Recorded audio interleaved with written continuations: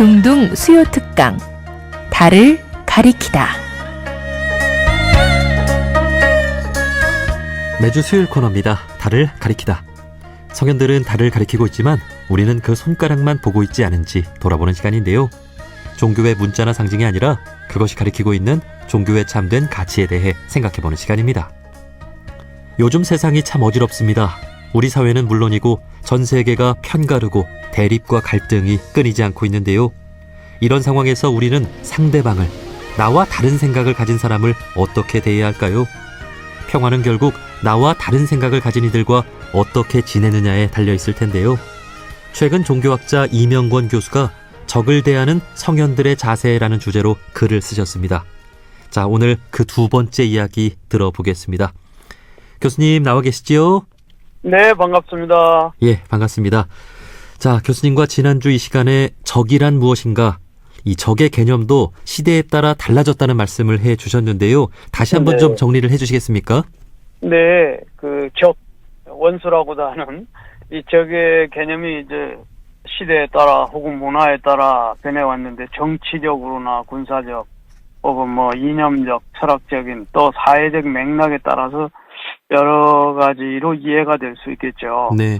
근데 적의 개념이 원시 시대 때는 맹수 같은 단순한 것이, 인간을 해치는 것이 적의 개념이었다면, 좀 더 내려와서 고대 사회에서는 부족 간의 생존 경쟁 같은 것이 또 주로 적이었다고 볼 수 있겠죠. 네. 그러니까 영토를 지키기 위해서 다른 부족이나 도시 국가를 적으로 간주하는, 고대를 말하자면 메소포타미아나 그리스 페르시아 전쟁이나 중국에서는 춘추 전국 시대도 마찬가지로 해당된다고 볼 수 있겠죠. 근데 중세로 내려오면서는 이제 종교적 색채가 강해지고 왕권 중심의 적 개념이 이제 주로 종교적 이유로 적이 되는 경우도 많았죠. 예를 들면 십자군 전쟁에서는 기독교 세계와 이슬람 세계가 서로 적으로 간주한다든가, 또 왕권 중심에서는 봉건사회에서 적은 이제 반란 세력이나 왕권에 도전하는 세력이 되겠죠. 그러니까 십자군 전쟁, 백년 전쟁, 몽골에서는 정복 전쟁 이런 거고. 근데 이제 근대로 오면서 조금 개념이 달라지죠. 국가 중심의 적 개념이 되죠. 그래서 예를 들면 절대 왕정과 국민국가 형성 과정에서 적은 특정 국가나 군대, 예를 들면 나폴레옹 전쟁, 영미 전쟁, 청일 전쟁 이런 것들이 네. 된다면, 20세기 들어와서는 완전히 또 이데올로기된 적 개념으로 형성되죠. 예를 들면 냉전 시대를 우리가 세계대전하고 거치면서 완전히 이데올로기적인 자본주의와 공산주의, 이 소련, 중국 이런 대립 속에서 이념적으로 이제 형성됐다. 그런데 현대 와서는 또 조금 달라져요. 아주 상대적이고 적의 개념이 복합적으로. 그래서 유동적인데, 그 중에서 특히 이제 경쟁국가, 서로 협력국가의 경계가 애매모호해져 버리기 시작하고, 예를 들면 미국과 중국 안에서도 경제적으로는 서로 부분적으로 소통이 되지만 정치 군사적으로는 완전히 경쟁 관계고, 이런 테러리즘이나 사이버, 또 경제적 제재 이런 혹은 물리적 전쟁이 아닌 새로운 형태의 적이 많이 등장하고 있습니다. 그래서 경제적 이해관계라든가 이런 것에 따라서 적 개념이 좀 복잡하게 변해되고 있는 것이 사실이죠. 네. 이렇게 과거에는 우리에게 해를 가하는 상대를 적으로 여기는 어떤 단순한 개념이었다면, 예. 이제는 정말 적의 개념이 복잡하고 참 다양해진 것 같습니다. 맞습니다. 특히나 우리나라의 경우에는 함께 살아가야 할 이웃인데, 네, 나와 다른 생각을 가졌다고 해서 적으로 여기는 그런 경향이 있잖아요. 네. 네, 결국은 욕심 때문이라고도 볼 수 있겠죠. 그렇죠. 네. 적의 문제는 본질적으로 들어가면 욕심, 그러니까 탐욕에서 비롯된다고 볼 수 있겠죠. 사람들이 자기의 이익을 지나치게 추구하거나, 그러니까 권력이나 갈등, 자원을 이런 걸 독점하려고 할 때 갈등이 생기는 거죠. 네. 그래서 자원으로 보면은 영토 전쟁에서도 하나의 남의 땅을 차지하는 것, 자원을 또 차지하려고 하는 것. 이념 갈등에서는 자기 주장이 절대적이라고 주장하는 그런 자본주의나 공산주의. 또 경제적인 불평등에서 오는 사회적 적대감. 그런 것들로 상당히 그 욕심에서 시작되는 거 아닌가. 네. 뭐 종교에서는 그런 거를 잘 또 지적하고도 있죠. 네. 우리 원불교 교주이신 소태산 대종사님도 모든 난리의 근본은 바로 마음 난리가 근본이다. 이렇게 또 말씀을 네. 해주셨습니다. 네. 결국은 우리의 욕심이 내 것과 네 것을 분별하고 내 편과 남의 편을 가르고 싸우게 하는 것 그렇죠. 같다는 생각이 듭니다. 예. 그런 측면에서 우리의 욕심, 우리의 마음을 돌아보는 것이 근본적으로 또 필요하지 않을까 싶고 또 그 가르침을 또 종교가 주고 있다고 볼 수 있겠죠. 네, 그렇습니다. 그 인간의 욕심은 종종 계속 분열, 갈등, 욕심 때문에 이렇게 발생하는데 이럴수록 종교의 역할이 매우 중요하죠. 예를 들면 종교가 하는 중요한 기능 중에 하나가 사회적 갈등을 완화하고 도덕적인 기준을 제시하고 또 사람들이 화해하고 공존할 수 있게 하는 그런 역할을 많이 해왔는데 예를 들면 욕심을 경계하고 절제하라.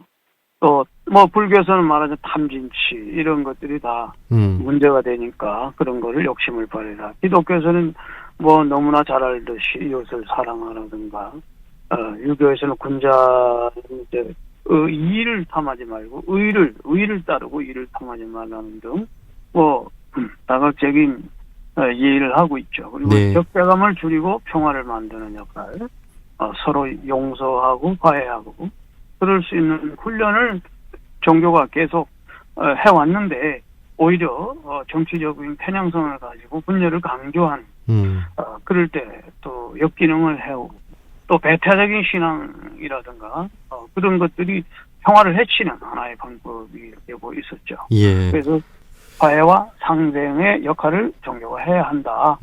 이렇게 생각합니다. 네. 지금 이 방송을 듣고 있는 우리 청취자분들은 자신의 욕심을 또 어떤 편가르기를 하고 있지는 않은지를 자신을 먼저 좀 돌아봐야 되겠습니다. 네. 자, 그러면서 동시에 오늘 교수님과 함께 과거의 성현들은 어떻게 적을 대하셨는지를 좀 배워보겠습니다. 자, 우선 예수님 당대 때 적은 무엇이고 예수님은 적을 어떻게 좀 대하셨을까요? 네. 뭐 예수는 기존의 적 개념을 좀 뛰어넘어서 새로운 윤리적 가르침을 제시했다고 볼 수 있어요.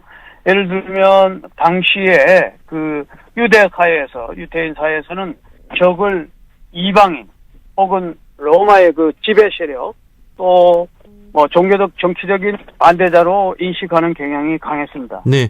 그렇지만 그 예수는 이러한 사회적 통념을 깨고 적에 대해서 이제 사랑과 용서를 강조했죠. 예를 들면 마태복음 5장 44절에 나는 너에게 이르노니 너희 원수를 사랑하며 너희를 박해하는 자를 위하여 기도하라 이랬는데 당시 유대인들은 이제 적을 미워하는 것이 당연하다고 여겼죠. 그러나 오히려 예수는 사랑과 기도를 통해 이제 적을 대하라. 그리고 눈에는 눈, 이에는 이라는 보복법이 있었어요. 레위기에, 네. 구약기대. 근데 그것을 오른밤을 치거든 왼밤을 돌려대라. 뭐 이런 식으로 상대적으로 사랑이 기반이 되는 것이었고요. 그다음에 이제 적이라고 하는 것이 그 로마 제국이나 이런 것이 사실은 유대 사회에서 로마 제국이 식민 통치 아래 있었는데 그 유대인들은 로마를 당시에 적으로 보았거든요. 그래서 우리나라 일제시대 때 일본이 하나의 우리의 적이었던 것처럼 그렇죠. 예수는 제3의 길을 이야기한 거예요. 예, 그러니까 가이사의 것은 가이사에게 하나님의 것은 하나님께 바치라 이러면서 정치적인 그 적대감을 부추기거나 그러지는 않았죠. 그래서 예. 종교 지도자들과도 사실은 대립각을 세웠는데 그들의 위선만큼은 꾸짖었어요. 네. 분명히 잘못한 거에 대해서는 꾸짖었지만 그 정죄를 하는 대신에 그 대신에 회개를 촉구했죠. 예. 그런 것이 상당히 사랑을 하되 용서를 하되 잘못되는 부분에 대해서는 회개를 촉구했다는 것이고 십자가에 이제 결국 자기를 처형하려는 죽이려는 사람들까지도 아버지여 저들을 용서하소서 하고 이제 용서를 구하는 그런 모습을 보여주죠. 예. 이런 것들이 현대적으로 우리가 볼 때는 단순히 개인적인 덕목을 넘어서 평화 혹은 화해의 길을 제시했다고 보고 또 정말 사랑에 기초한 그 용서, 그것이 보복의 악순환을 끊는 길이 아닌가, 이런, 모습을 보여줬다고 볼 수 있겠습니다. 네. 그러니까 예수님은 그야말로 당대의 어떤 민족적 개념, 또 종교적인 네. 개념을 다 뛰어넘어서, 네. 용서하고, 화해하고, 하나가 되어야 한다, 이런 말씀을 네. 해주셨던 것 같습니다. 네. 그래서 오늘날 그리스도교인이라면, 북한도, 일본도, 네. 중국도, 네. 이렇게 이웃으로 보고 함께 살아가야 하는 그런 그렇죠. 마음을 가져야 되지 않나, 네. 맞습니다. 그런 맞습니다. 생각이 듭니다. 네. 자, 그러면 석가모니 부처님은 어떠셨을까요? 부처님 당대 때의 적은 무엇이고, 부처님은 네. 적을 어떻게 대하셨을까요? 네, 역시 석가모니 부처님은 적의 그 개념을 기존의 사회 정치적 대립이라는 그 구도에서 벗어났죠. 보다 심오한 내면적인 관점에서 일단은 바라보았던 것이 더 중요한 관점이 될 것 같습니다. 예. 적이 외부에만 존재하는 것이 아니라 인간 내면의 번뇌와 집착에서 비롯된다고 보았죠. 그래서 부처님의 가르침에서는 이제 일단 적을 극복하는 방법은 외부의 적을 정복하는 것이 아니고 내면의 갈등과 미움을 극복하는 것이 1차적인 사실 문제였죠. 예. 그러다 보니까 물론 외부의 적은 인간관계 속에서의 그 대립각에서 벗어나자. 그러니까는 이제 예를 들면 인도 사회 그 계급 구조, 크샤트리아, 브라만 이 사이에는 전사 계급 사이에 대립이 좀 있었고 또 국가 간에 혹은 계급 차별 등이 심했는데 그런 전쟁과 보복이 결국은 문제를 해결한다고 보지 않고 물리적인 힘으로 제압하는 게 아니라 지혜와 자비로 오히려 감화시키는 것이 중요하다. 그런 측면이 있었다면 내면에서는 역시 스스로 싹트는 탐진치에서 생기는 번뇌 그리고 집착 요것을 제거하는 그런 소멸시키는 방법이 중요하다. 그래서 법구공에도 보면 1000명의 적을 100번 이기는 것보다 자기 자신을 이기는 것이 더 위대하다. 이 굉장히 중요한 서로 간에 각자 이런 마음을 가지고 자비심과 영지적 이 상호 영지적 원리를 이해하면서 미움을 미움으로 갚지 않고 오직 사랑으로만 멈출 수 있다는 법구경에도 있는 그런 것과 연기법을 잘 해서 적도 결국은 나와 연결된 존재이며 나의 태도와 행동에 따라 서로 그 상호관계가 변할 수 있다는 그 어떤 믿음이 필요한다고 봐요. 그래서 진정한 승리는 내면의 평화를 추구하는 것 그것이 중요하고 현대적인 의미에서 볼 때는 역시 적을 미워하는 대신에 이해와 연민이 굉장히 중요하고 보복이 아닌 자비의 방식으로 풀어나가야 되지 않은가 이런 생각을 해봅니다. 예. 결국 부처님께서는 적을 만들어내고 편가르게 하는 것은 우리의 마음이 만들어내는 것이라고 보는 것이군요. 네네. 우리 마음의 어떤 분별심, 차별심, 우월감, 그렇죠. 네, 네. 이런 것들이 적을 만들어내고 편가르게 하는 것이다. 그래서 우리의 네. 마음부터 그렇죠. 돌아보는 것이 중요함을 또 부처님께서 말씀하고 계시지 않나 싶습니다. 네. 자, 그렇다면 노자의 이야기도 들어보고 싶은데요. 예, 노자의 노자도- 사상 가운데서는 적이란 개념이 어땠을까 또 궁금하네요. 예, 노자는 이제 물론 춘추전국 시대의 인물로서 군사적인 그 기존의 그 정치적인 적의 개념을 좀 뛰어넘어서 좀 철학적이고 자연법적인 자연의 무의자연의 관점에서 적을 이해했다고 볼 수 있겠는데요. 그러니까 외부의 적대 세력이 아니라 억지로 다투고 강압적으로 인위적으로 지배하려는 인간의 욕망과 그 집착에서 적을 만들어 나가는 걸로 그래서 그런 것을 극복하는 방법으로는 역시 그 인간관계 속에서 강대강 구도가 아니라 부드러움, 유저, 그다음에 인위적인 억압이 아닌 무위, 그다음에 역시 도와의 조화.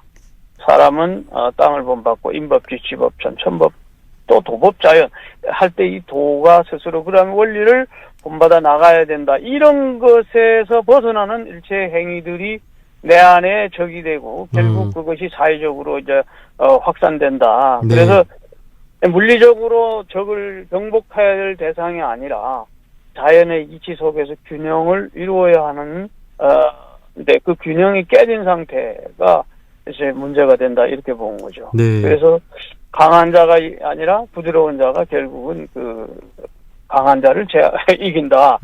그런 문제는 그 다음에 무의와 스스로 인위적인 모든 일체 행위를 욕망에 기초한 이러한 행위를 벗어나는 것을 강조해줘. 특히 군대를 사용해 승리를 거둔 건 반드시 보복을 받게 된다. 그러므로 훌륭한 장수는 승리를 자랑하지 않고 힘을 사용하지 않는다라는 그 노자 도덕경 30종에 있는 것처럼 병자 불상직이라고 또 했고, 그래서 이런 모든 것이 힘으로 하는 모든 것들은 결국 평화를 깨치는 것이 된다 이렇게 본 거죠. 네. 그래서 역시 노자의 극복 방법은 겸손과 양보, 겸허, 그다음에 전쟁의 무익함, 폭력의 무익함, 이런 것들, 그다음에 무엇보다도 자연의 흐름을 따라서 살아가는 것, 억지로 적을 만들려거나 싸우려고 하지 않고 오히려 부드러운 상태의 관계성, 그런 것이 굉장히 중요하고, 이제 현대적인 의미에서도 보면 역시 군사적 충돌이나 폭력, 협력, 그보다는 협력과 조화의 길, 협력과 조화가 굉장히 중요한 거죠. 네. 그래서 강함을 추구하기보다는 부드러움 속에서 진정한 힘을 찾는 지혜가 필요하다 이런 것 같아요. 네. 결국은 순리대로 살아야 한다는 거죠. 네. 억지로 억압하지 말라. 네. 이런 것은 저항을 불러온다. 이런 네. 말씀이신데 우리가 네. 누군가를 억지로 뭔가를 자꾸 네. 하게 하려고 하고 네. 그래서는 안 될 것 같습니다. 좀 네. 내버려 두는 그런 지혜가 필요할 것 같습니다. 예. 자, 다음 이 노자에서 핵심은 이덕보원이라는 말을 썼거든요. 예. 그러니까 원수라는 개념이 없는 것은 아니지만 적대적으로 춘추전국 시대에도 그렇고 원수라는 개념은 있지만 결국 덕으로서 원수를 갚아라 하는 것이 노자의 핵심 사상이라고 할 수 있어요. 예. 자, 다음은 공자님인데요. 공자님께서는 적이란 개념을 어떻게 또 생각하셨을지 궁금하고 적을 어떻게 대하셨을까요? 네, 공자도 노자 좀 전에 말한 것처럼 노자의 이덕보원, 덕으로서 원수를 갚으라는 것보다는 이직보원, 그러니까 바르게 함으로써 원수를 갚아라. 그러니까 원수가 없는 건 아니고 적이 없는 건 아닌데 현실 상황 속에서 그걸 또 왜냐면 나라가 서로 싸우는 그런 개념, 적대관계, 공권주의 사회 그런 거 있기 때문에 적을 인정을 하지만 극복하는 방법으로서 바르게 함으로써 극복하라는 그 나름대로 있는데 그 바르게 하는 건 뭐냐면 인의와 예를 강조한 것이라고 볼 수 있죠. 네. 그래서 그것도 역시 사랑과 의를 기초로 하고 예라고 하는 이것도 하나의 봉건 시대에서 나름대로의 질서죠. 임금도 신하를 예로 대해야 할 만큼 그런 예가 중요하다. 그래서 이게 결국 인간의 그 적대감이 생기는 그 원인도 인의예지라고 하는 어떤 도덕적인 결핍이나 예의 부족, 또 인간관계에서의 부조화 이런 것에서 찾았던 거죠. 그래서 네. 이를 핵심 덕목으로 삼고 원한을 품지 않는다. 오늘 안연편에도 나오지만 군자는 원한을 품지 않는다. 이런 말이 있거든요. 네. 그래서 적은 또 예를 어기는 데서 예를 어기는 데서 이제 무너지는 데서 적대감이 형성된다. 뭐 이런 것도 보았고요. 그래서 또 중요한 거는 공자는 사회적 신뢰가 중요하다. 그러니까 사람이 믿음을 잃으면 설 수 없다. 자공편에 나오는 것처럼 신뢰가 깨지면 거기서 또 오해와 갈등이 쌓이고 결국 적대감이 형성된다. 그래서 결국 바르게 함으로써 원수를 갚아 나가는데 그 중요한 것이 그때도 중요한 것이 하나의 인의예지도 중요하지만 또 자 한편에 보면 덕이 있는 사람은 반드시 이웃을 얻는다. 그래서 또 공자도 덕을 강조하기도 해요. 네. 결국 공자님은 인간으로서 마땅히 지켜야 할 예, 네. 인간과 인간 사이의 신의, 도의, 네. 이런 것을 네. 또 강조하신 것 같습니다. 그렇죠. 오늘날의 참 이 헌법 질서가 무너진 그런 모습들을 볼 때 또 공자님의 어떤 이런 또 정신이 또 중요하지 않나 그런 생각도 드네요. 맞습니다. 예. 자, 이렇게 예수님, 부처님, 또 노자와 공자의 이야기까지 들어봤습니다. 결국 평화라고 하는 것을 우리가 어떻게 지킬 것인가 생각해 봤을 때 적의 개념을 우리가 어떻게 대하느냐에 달려있다고도 볼 수 있을 것 같아요. 그렇죠. 평화는 단순히 그 전쟁이 없는 상태가 아니라 그 적대적인 그 관계를 어떻게 해결하느냐 하는 방식에서 중요하다고 보고, 예. 그래서 이렇게 평화가 지속 가능하기 위해서는 적을 우리가 어떻게 대하며 극복해야 할 것인가 하는 것이 중요하다고 봅니다. 그래서 이제 그 적을 제거하는 방식은 여러 가지가 물론 있겠죠. 강제적인 평화. 예를 들어 전쟁을 통해 적을 물리적으로 제거하지만 이거는 좋은 방식이 아니고 역시 적대감이 또다시 갈등으로 보복하게 되지만 또 소극적인 평화도 있어요. 적을 무시하거나 혹은 분리하는 방식. 이것도 갈등을 간섭하지 않고 갈등을 최소화하는 방식이 될 수는 있어요. 예를 들면 국경을 강화해서 교류를 줄이는. 그러나 이것도 근본적인 해결 방식이 안 돼요. 네. 인간관계에서도 역시 담을 쌓고 그냥 너는 너대로 나는 나대로 하지만 그렇게 되어지지 않는 것이죠. 네. 결국은 적극적인 평화가 중요한데 여전히 적이라도 협력하고 화해하는 방식을 찾아야 된다. 그러니까 적대 관계를 협력 관계로 전환하는 그런 방식이 필요하다. 국가 간에서는 외교가 굉장히 중요하겠죠. 인간관계에서는 대화. 그래서 문화적 교류 이런 것도 중요하죠. 그래서 이런 평화를 이루는데 여러 가지 이제 아까 좀 전에 이야기한 공자가 말하는 예와 인이라든가 또 노자가 말하는 무의와 부드러움이라든가 또 부처님이 말하는 자비와 연기라든가 이런 모든 것이 공통점 예수가 말한 사랑과 용서. 근데 이런 것들이 말로만 쉬운 것 같은데 실질적으로 굉장히 어려운데 전략이 필요한 거죠. 그래서 현대적으로 볼 때도 평화를 위해서는 그 실천적인 방법이 아주 좀 더 전략적일 필요가 있고 군사적인 충돌보다 외교적 해결을 예를 들어 한다든가 네. 또 적대감보다는 협력을 추구하려는 그 정신 개인의 갈등에서도 이해와 협력을 어떻게 해서라도 하고자 하는 그런 정신 그 갈등을 이제 근본적으로 해결하는 원인을 먼저 풀어나가는 거기 위해서는 이제 자기 성찰부터 시작해야 되겠죠. 네. 그 편견이라든가 이런 것이 없고. 네. 그래서 평화는 적을 어떻게 대하는가의 문제입니다. 오늘날도 마찬가지예요. 예. 왜 이런 명언도 있잖아요. 어리석은 네. 사람은 담장을 쌓고 현명한 네. 사람은 다리를 놓는다. 예. 우리가 어떤 상대와도 다리를 놓고 대화하려고 하는 그런 마음이 또 필요할 것 같습니다. 그렇죠. 특히 지금 우리나라의 분열이 심각한 상황이잖아요. 네. 다음 주 중에 아마 헌법재판소의 대통령 탄핵 결정이 나올 것으로 예. 예상이 되는데 예. 이 기점을 그 시작으로 해서 우리 국민들이 다시 하나가 되어야 되지 않겠습니까? 예. 지금 어느 한편에 서 있는 우리 국민들에게 상대방을 어떻게 좀 바라보라고 좀 조언을 한 말씀 좀 해주신다면요. 예. 지금 한국 사회는 정치적으로나 이념적으로나 세대적 갈등이 너무나 심각한 상황에 와 있죠. 그래서 사람들은 각자 이제 이러한 그 자기 서로가 분열되어 있는 이런 상황에서 이 갈등이 지속되면 결국 우리 모두가 손해를 본다 하는 그 의식을 좀 가져야 될 것 같고요.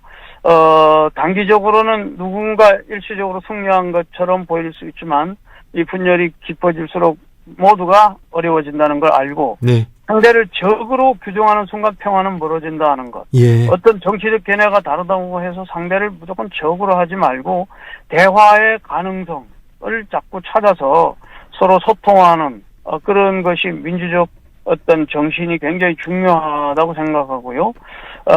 먼저 서로 듣고 이해하는 노력이 정말 필요하다고 생각합니다.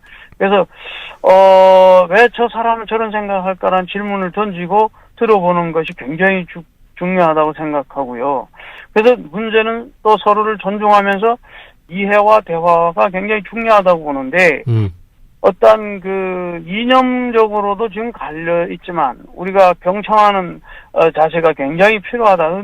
그런데 여기서 중요한 거는 지금은 공자의 그 이직보원이라고 하는 아까도 말했지만 역사를 바르게 보는 불교에서는 정견이라고 하는 그 팔정도에서 정견이라고 하는 것이 있듯이 어떤 바른 견해를 보기 위해서는 지금 우리가 서로 좀 더 경청하고 배워야 되는 자세가 필요하다. 그러니까 상대를 무조건 제압하고 이기고 헌법재판관을 가서 때려 부수고 뭐 이렇게 완전히 폭력적으로 나가는 이런 정신이 과연 바른 것인가? 그 굉장히 대화를 통해서 좀 배워야 되는 그런 소통의 문제 이런 것들이 굉장히 중요하다고 생각해요. 네. 그래서 아마 그 기준은 헌법재판소의 결정이 될 것 같고, 네. 그 기준에 우리 모두가 승복하고 따라서 하나가 되어야 될 것 같습니다. 네. 오늘 그 7대 종교 지도자분들도